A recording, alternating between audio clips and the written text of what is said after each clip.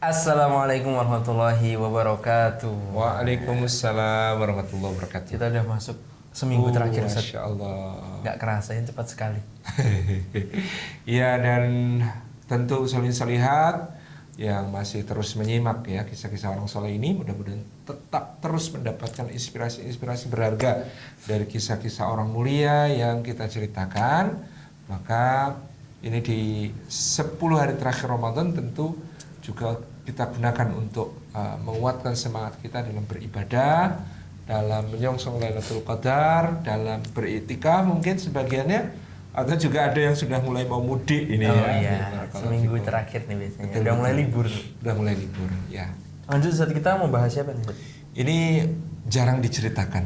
Jarang pula didengar namanya. Jarang didengar namanya, padahal pada zamannya beliau mewarisi majelisnya Al-Imam Asy-Syafi'i di Mesir, yang ketika itu diperkirakan ada ratusan ribu orang yang menjadi murid-murid beliau. Berarti kalau mewakili majelis itu berarti udah murid paling utama. expert. Ya, paling expert. Jadi ketika Imam Syafi'i menjelang wafat, maka Imam Al-Humaidi, salah satu murid beliau yang paling senior, ya, itu bertanya kepada Imam Syafi'i, siapakah yang akan mewarisi majelismu di Mesir ini?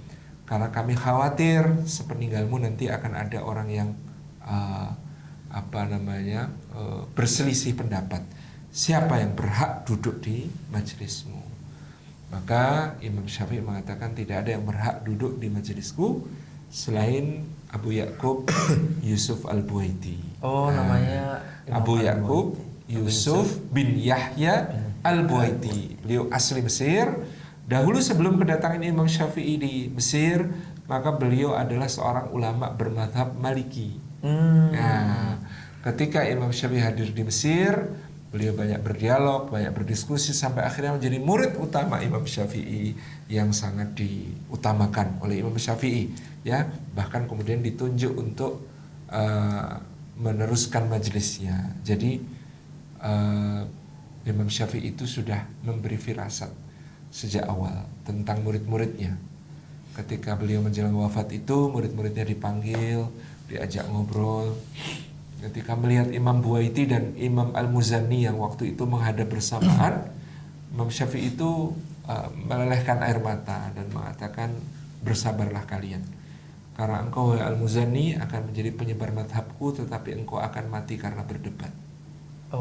Dan engkau wahai Al-Buwaiti, engkau akan menjadi penerusku, tetapi engkau akan mati di penjara. Gitu ya. Firasatnya orang soleh. Luar biasa. Imam Syafi'i kalau soal firasat itu tajam sekali. Beliau bahkan ada seorang murid yang paling disayang Imam Syafi'i sudah kayak anak. Ini bukan imam yang kita sebut tadi. Ya. Saya tidak mau nyebut namanya. Orang ini saking diutamakan sama Imam Syafi'i, diajak duduk, diajak diskusi berdua, ngobrol macam-macam. Ketika menjelang wafat, ternyata dia punya harapan, ambisi untuk nanti duduk menggantikan Imam Syafi'i di majelisnya. Tapi Imam Syafi'i mengatakan kepada dia, sabar ya, kamu nanti akan balik ke madhab bapakmu. Bapaknya itu dari madhab Hanafi. Nah, dia kemudian ketika jadi murid Imam Syafi'i kan bermadhab Syafi'i. Tapi ketika kemudian Imam Syafi'i wafat dan ternyata dia tidak ditunjuk untuk melanjutkan majelis Imam Syafi'i, dia balik ke madhab Hanafi.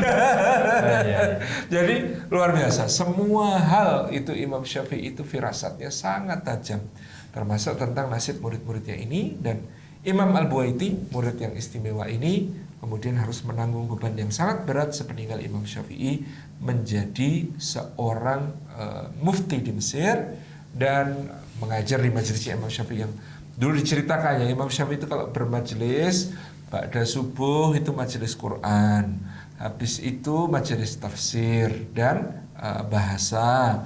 Kemudian nanti ba'da duhur beliau istirahat sejenak. Ba'da asar itu membahas fikih dan melayani. Nanti ba'da maghrib, ba'da isya orang-orang yang konsultasi tanya jawab. Kadang-kadang kalau ada tamu di malam hari itu para penyair, maka beliau juga melayani majelis dengan para penyair. Kemudian nanti malam beliau sudah bagi 3, tidur, nulis, qiyamul lail. Tidur, nulis, qiyamul lail. Tidur, nulis, qiyamul lail. Jadi full setiap hari, kok nggak habis ya ilmunya. Kita kadang-kadang sehari ngisi 3, 4 atau 5 itu habis.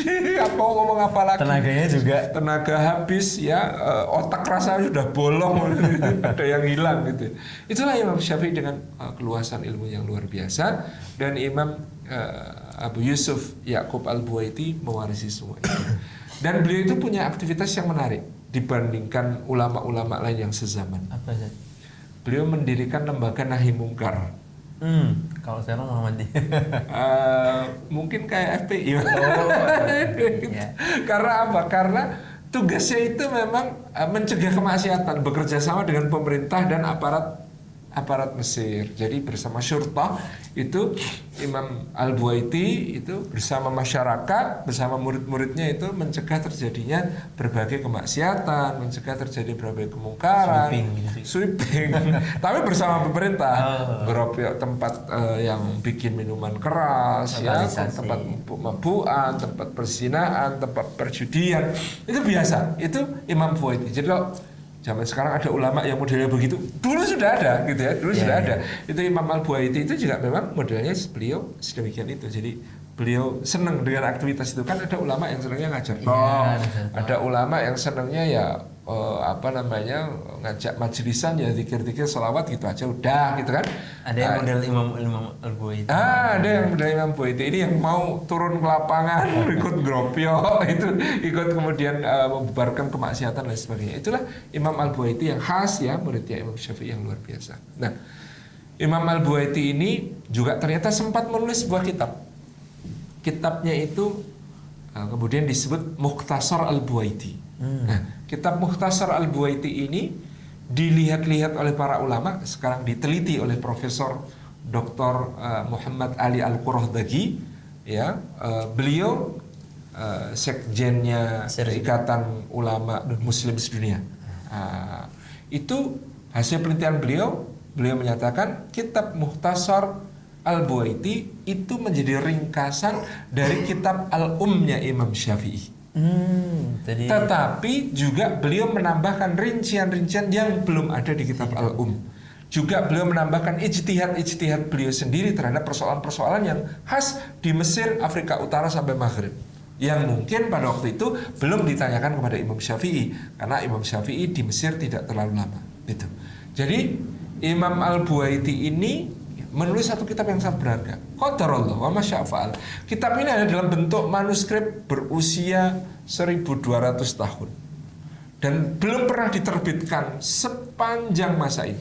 Bahkan oleh pemerintah Mesir. Belum. Sehingga akhirnya kemudian setelah diteliti oleh Profesor Ali Muhammad Al-Qurahdagi, sekarang alhamdulillah kitab itu diterbitkan dalam ketebalan lumayan 1500 halaman. Masya Allah. Itu kan khasanah yang sangat berharga karena betul-betul manuskripnya berasal dari sezaman Imam Al-Buwaiti. Sezaman dengan beliau, manuskripnya masih ada sekarang bisa dimanfaatkan. Itu artinya pendapat-pendapat yang di dalamnya, berbagai bahasan fikih yang di dalamnya betul-betul mencerminkan pemahaman Imam Al-Buwaiti terhadap mazhab Syafi'i. Dan kitab Mukhtasar Al-Buwaiti ini ya kemudian sekarang menjadi objek studi yang bisa dirujuk oleh bukan hanya orang-orang yang meneliti mazhab Syafi'i, tapi juga mazhab-mazhab lain. Termasuk dulu ternyata ketika kitab ini masih diriwayatkan dengan lisan. Oh, langsung diajarkan. Zaman dulu itu kitab itu tidak hanya manuskripnya tapi juga diajarkan dengan lisan, dengan hafalan. Itu ternyata kitab ini sudah dikutip oleh ulama-ulama Syafi'iyah seperti Imam Nawawi, Imam Ar-Ramli, Imam Ibnu Hajar Al-Asqalani, Imam Suyuti. Tapi bahkan juga kitab ini dikutip oleh ulama-ulama dari mazhab lain. menunjukkan kekuatan hujjah Imam Al-Buwaiti itu lintas mazhab.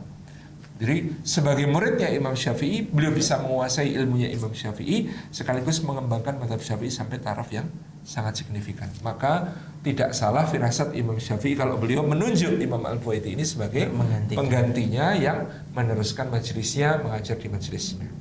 Tapi katanya sempat dipenjara, Ustaz. Nah, bahkan wafat di penjara. Qadarallahu ma syaa fa'al. Semua orang yang dianugerahi nikmat, maka dia sangat rawan untuk menjadi objek kedengkian, hampir semua.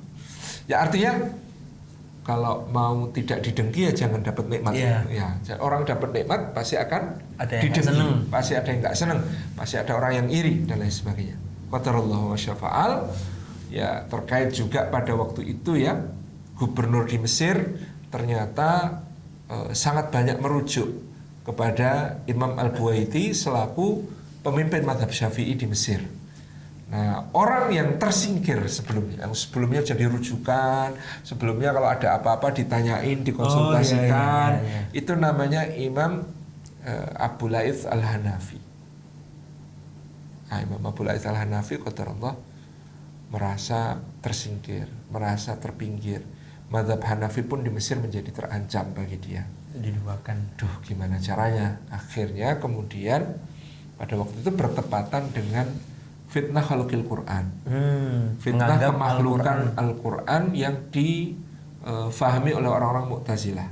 Karena orang Mu'tazilah itu dalam memahami segala sesuatu itu cuma dikotomi. Segala sesuatu itu hanya dua. Kalau bukan khaliq berarti makhluk. Kalau bukan pencipta berarti adalah yang diciptakan. Nah, maka orang-orang Mu'tazilah ini kemudian memaksakan faham kemakhlukan Al-Quran, mulai dari ketika mereka berhasil masuk ke inner circle istana pemerintahan pada masa Khalifah Al-Ma'mun bin Harun al-Rashid. Dari Al-Ma'mun, ya, dari Al-Ma'mun kemudian ke saudara beliau yang namanya Al-Mu'tasim.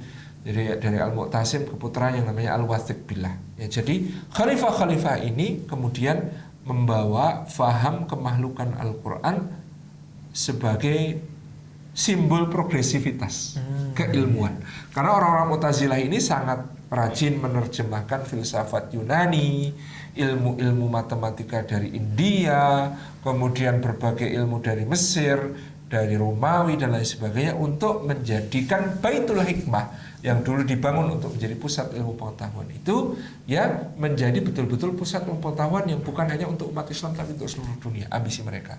Nah, dengan itu mereka mengadopsi filsafat Yunani, di antaranya adalah filsafat dikotomi, bahwa kalau bukan khalik pasti makhluk. Ya, ini yang kemudian berbahaya, karena kalau Al-Quran itu dianggap sebagai makhluk, apa yang terjadi? Makhluk bisa mati. Dan bisa benar, bisa salah. Iya. Itu yang paling bahaya. Kalau makhluk, maka dia bisa benar, dia bisa salah. Dan kemudian karena orang-orang Mu'tazilah ini disebut kaum rasionalis, mereka lebih mengutamakan rasio. Maka rasio itu menjadi hakim bagi Al-Quran. Ada bagian Quran yang kemudian dibenarkan oleh rasio, ada yang ditolak oleh rasio. Itu masalah besar. Itu konsekuensi yang sangat besar yang terjadi pada saat itu. Maka pada waktu itu ya para ulama bangkit, Ahlus Sunnah wal Jamaah bangkit untuk bertahan, meskipun tidak banyak bertahan. Banyak ulama yang karena tekanan, siksaan, dicambuki, dipukuli, dipenjarakan, akhirnya kemudian nyerah. Mereka mengambil rukhsah, kalau saya dipaksa, ya sudah.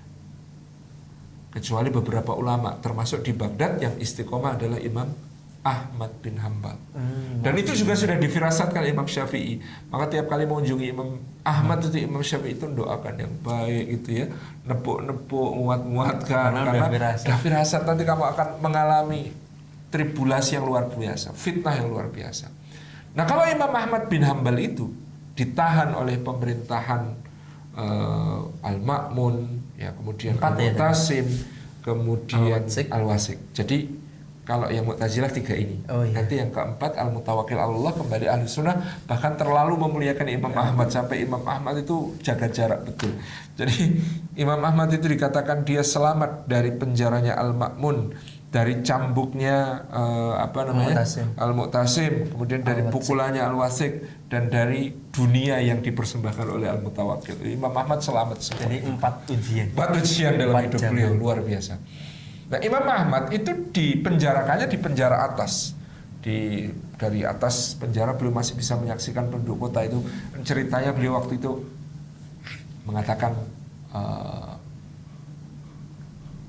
ketika disuruh ambil rusuh ya Imam, kamu disiksa, boleh kamu mengatakan Quran itu makhluk, yang penting hatimu tetap yakin. Itu dengan dalihnya orang ngasih tahu. Imam Ahmad kan mengatakan, coba buka jendela penjara ini, apa yang kamu lihat? Sipir penjara itu mengatakan, semua penduduk Baghdad duduk di jendela-jendela dan pintu rumah mereka memegang kertas dan pena, siap menulis apapun yang keluar dari lisanmu. Kata Imam Ahmad, celakalah aku kalau aku selamat sementara umat menjadi sesat. Gitu ya. Nah, kalau Imam Ahmad itu oleh Ahmad bin Abi Duat, Qadhi Agung Mu'tazilah zaman itu masih sering dihadirkan untuk bertemu khalifah dan bertemu dia untuk debat tentang kemakhlukan Quran dengan berbagai argumentasinya. Karena Ahmad bin Abi Duat merasa kalau Ahmad bin Ambal ini logikanya lurus-lurus saja, gampang dikalah-kalah dalam debat gitu. Maka dia pede untuk menghadirkan Imam Ahmad di perdebatan-perdebatan, meskipun beberapa kali ditekuk sama Imam Ahmad juga gitu. Sampai yang katanya mimpi itu. Iya, aku mimpi Al-Quran mati terkapar gitu kan. Tapi kalau Imam Abu Ya'qub Yusuf bin Yahya Al-Buwaiti ini dari awal dianggap berbahaya, karena di Mesir begitu ditangkap ya, Imam Rabi' bin Sulaiman, muridnya Imam Syafi'i, mengatakan, aku melihat Imam Al-Buwaiti dinaikkan ke atas seekor keledai.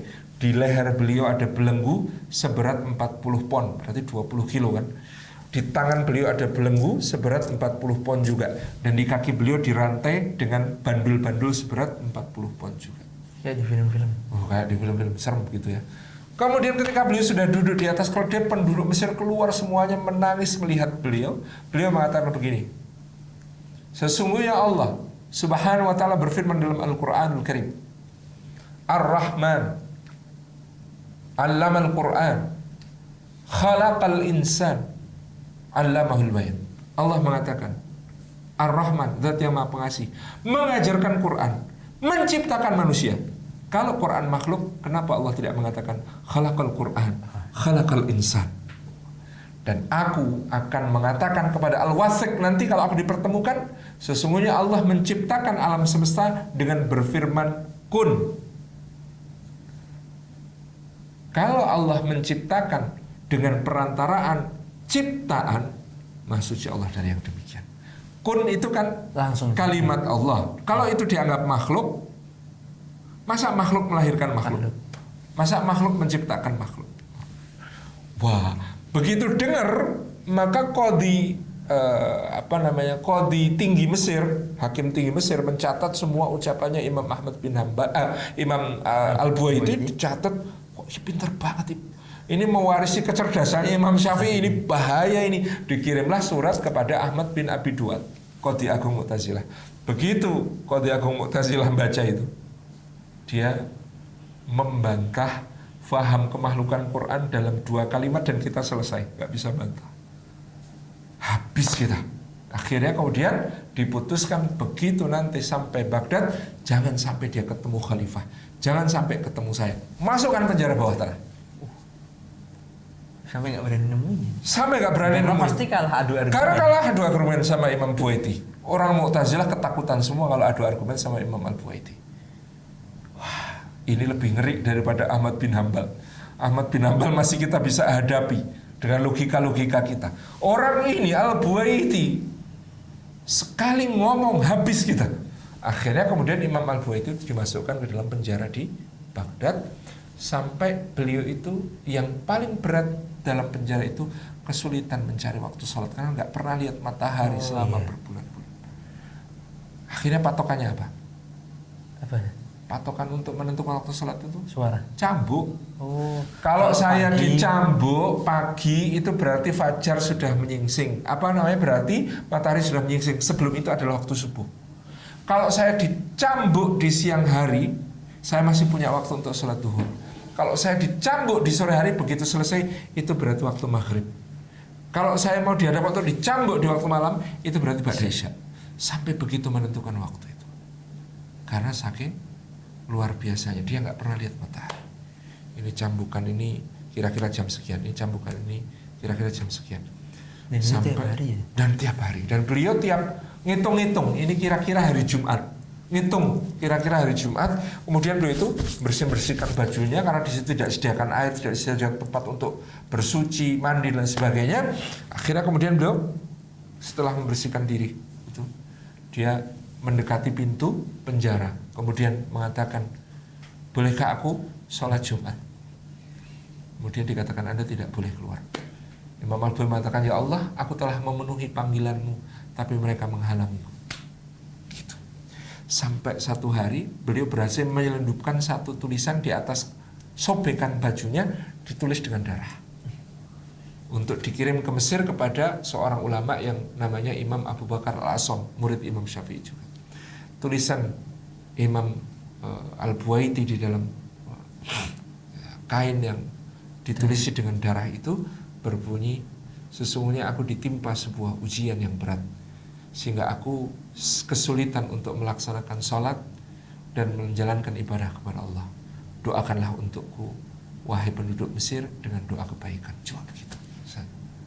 Jadi nggak minta ditolong, nggak minta apa? Masya Allah, beliau tahu keadaan sedang sulit, semua takut dengan penguasa dan dengan apa yang terjadi pada mereka, sehingga Imam Al-Buaiti qadarullah masya Allah, seperti yang dikatakan dalam firasat Imam Syafi'i, akhirnya beliau wafat karena disiksa di dalam penjara. Berarti di penjara itu berapa tahun? Ada 30 tahun dong? Ya, nggak terlalu lama, tapi mungkin siksaannya sangat berat. Hanya beberapa tahun saja. Beliau wafat di tahun 231 Hijriah. Kalau Imam Syafi'i wafat tahun 204 di Mesir, ya beliau wafat kira-kira ya 27 tahun setelah itu. Dan itu di penjara dalam keadaan yang sangat berat seperti itu. Qadarullah masya Allah. Itu cerita tentang Imam Abu Ya'qub Yusuf bin Yahya Al-Buaiti yang sangat luar biasa. Dan beliau di masa mudanya mendampingi Imam Syafi'i, kadang-kadang di antara murid yang lain yang berani berhujjah dengan Imam Syafi'i. Dulu waktu beliau masih bermadzhab Maliki, beliau pernah berdebat dengan Imam Syafi'i. Kemudian dia kalah debat, kesel gitu. Tapi ternyata setelah selesai debat dia akan pulang, Imam Syafi'i tiba-tiba menggandeng tangan dan mengatakan, wahai Abu Ya'qub, bukankah kita masih bisa bersaudara meskipun berbeda pendapat? Gitu. Nah, itu sangat berkesan bagi Imam Al-Buaiti, sehingga kemudian akhirnya beliau pindah madhab pindah ke madhabnya Imam Syafi'i. Itu contoh yang luar biasa. Gitu. Sedih tapi juga banyak pelajaran yang diambil. Insyaallah. Artinya menjadi orang soleh itu ada yang penuh resiko. Di zaman tertentu dia bisa menjadi sesuatu yang penuh resiko, seperti yang harus dialami oleh Imam Al-Buaiti. Nggak terkecuali juga zaman-zaman sekarang. Nah, boleh jadi. Allah Subhanahu wa taala tentu pasti akan selalu menguji kita dalam berbagai bentuk, maka kita ya pilihannya sabar dan syukur insyaallah. Jazakallah khair saat ceritanya insyaallah. Ini buat teman-teman yang kita masih ada 6 episode lagi. Ini masuk ke episode 26 ya. Insyaallah. Oh, berarti tinggal 4 lagi. Oh, 20. Kita sekarang 24, besok 25. Oh iya kita. Tinggal. Yang belum daftar tetap bisa disaksikan kapan saja, dan ajak teman-teman lain untuk daftar, karena tentu di dalam series ini akan diundi nanti di hari raya Idul Fitri Grand Prize umroh bersama Jejak Imani. Masyaallah. Kita tutup Ustaz. Ya. Assalamualaikum warahmatullahi wabarakatuh. Waalaikumsalam.